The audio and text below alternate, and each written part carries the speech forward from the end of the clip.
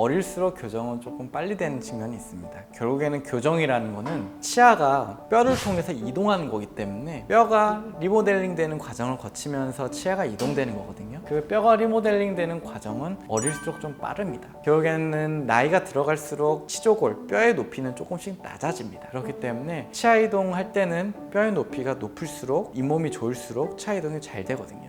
그런데 그 연세가 들게 되면 잇몸뼈가 조금은 젊은 친구들보다는 조금 낮아져 있는 경우가 있기 때문에 그런 측면에서 치아 이동 속도가 상대적으로 조금 느릴 수는 있습니다.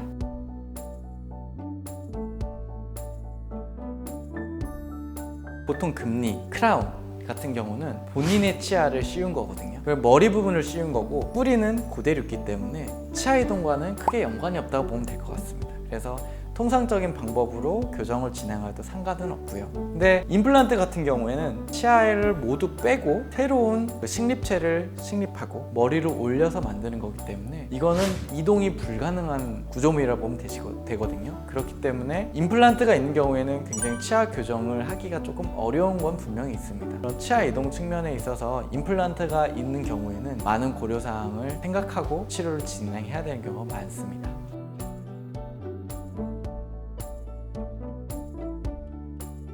그런 경우도 분명히 있습니다. 정말 필요한 경우에 있어서는 하는데요. 그런 거는 보통 너무 환자분들도 힘들고 치료하는 입장에서도 많은 부담이 되는 게 확실이기 때문에 일단은 현재 있는 임플란트를 유지하면서 치아 이동을 하려고 노력을 하고요. 좀 더 바른 방법으로 하려고 한다면 이제 임플란트 같은 경우에는 여러 가지 디자인의 임플란트가 있지만 뿌리 부분, 뼈에 들어가는 뿌리 부분이 있고요. 위에 머리가 올라가는 보철 부분이 있는데요. 뿌리 부분은 남겨두고요. 머리 부분을 빼서 치아 이동량이 많으면 안 되겠죠. 그래서 약간의 이동량을 허용할 수 있는 상태로 한 다음에 치아 이동이 완료된 다음에 그 머리 부분을 다시 만들어서 치료를 마무리하는 경우가 분명히 있습니다.